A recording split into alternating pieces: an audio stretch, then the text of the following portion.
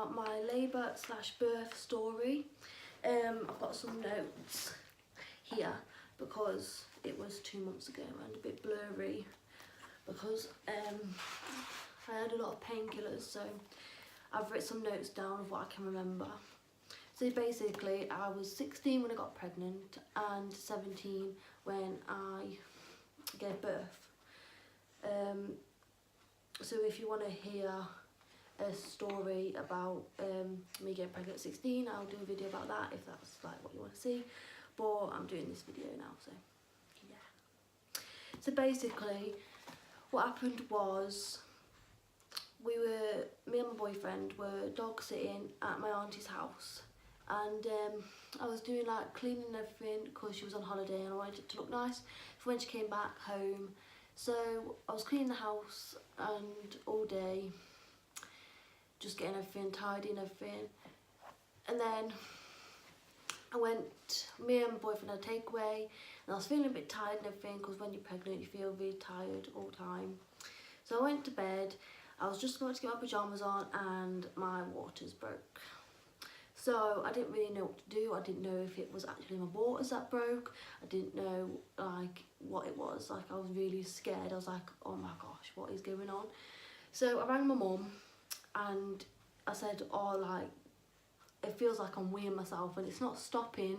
I don't know if it's my waters. I don't know what's going on because I was only 33 weeks pregnant at this time, so I wasn't even meant to be due for another 7 weeks. So Mum was like, right, okay, I'm coming round the house now. It sounds like your water's broken. We'll ring an ambulance and everything, and we'll take it from there. So my mum came round as quick as she could to the house, and I was like sat on the toilet because I couldn't get off, because if I got off, like it just wasn't stopping. The water was just coming out and out. It wasn't stopping. So she came to the toilet and then she went, put a pad on. Are you talking? She went, put a pad on and come sit downstairs so we can ring the ambulance together and explain what's happening. So we rang the ambulance and we said, our waters are broke, what do we do? And they said, because I have heart problems and everything, and my waters broke 7 weeks early, so they said, right, okay, we're gonna come take you to the hospital. So we're waiting for them to come. So you're only allowed one person in the ambulance with you. So basically what happened was my mum came in the ambulance with me and my boyfriend went with my granddad to come back here to get my hospital bag because I wasn't expecting to be going into labour this early. So we came, got my hospital bag, and then met me at the hospital, and he got there before me because he was like panicking. He was rushing. He was like, oh my god, my girlfriend's going into labour. So yeah, so let's see where we are now. So what happened next was we got to the hospital. We took me up to the MAU unit, and they just did some checks on me. They had the strap around my belly to listen to the baby's heartbeat and everything, and they gave me this button thing to press every time I had a contraction. So I was doing that, and then she came back. She said the doctor's going to see you to see how far dilated you are, to see if your waters have broken or not, because nobody knew at the time if it was my waters or if it was like something wrong. So the doctor came and I went into this room and he checked to see what was going on, and he says, yeah, your waters have broken, and so we're going to send you up to a ward. So I went back to the bed that I was staying in the MAU, and the nurse came in and says, well, first you have to have injection in your leg. You have to have 2 of these, but 1 today and 1 tomorrow. And I was like, well, why do I have to have that? And she says, because you're going into labour early, it's just to make sure that everything's all right and your baby's not in distress and everything. So I was like, okay. So I had an injection in my leg and it really hurt. Like, oh, I don't know if I'd do it again because I hate needles, and it was really bad. So I had that injection, and after that, they took me to the ward. They took me to the ward, and what happened at the ward? Oh yeah, so basically, they took me to the ward. They gave me a bed and everything. They gave me something to eat. Oh bless you, bless you. They gave me something to eat, and they said because the visiting hours were until 7, I think, 7 or 9. I can't remember, 7 or 9. So my boyfriend and mum couldn't sleep with me in the room, like stay with me in the room, so I had to stay on my own. So they had to go, and they slept in the hallway bit, in the foyer bit, because they didn't want to leave me because obviously I was in labour and they didn't know when I was going to like give birth and everything. So they slept in the hallway and I slept in the ward, and I was getting, like, the contractions were getting worse overnight. I couldn't get no sleep at all. I kept on going to the toilet and everything to see if everything was alright. I did have a blood clot come out, so I told the nurse, I've just had a blood clot, can you please check if everything's okay? So she put the sound thing on my belly to see, hear the baby's heartbeat and everything was fine. So yeah, that was the night really. So it came into the next morning, which was, I've got it written down somewhere, so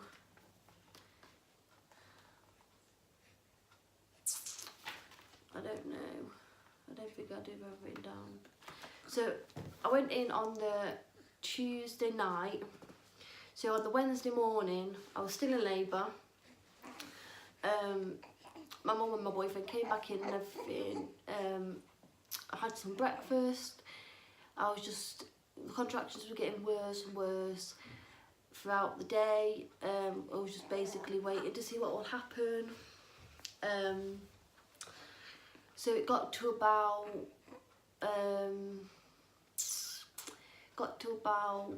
afternoon, about, let's say, about 9 o'clock at night, and my contractions were so bad. I was like, I think like something's happening now. I can't stand the pain. I need some pain relief and everything. They were like, the nurse came in and she was like, oh no, like you're not ready yet.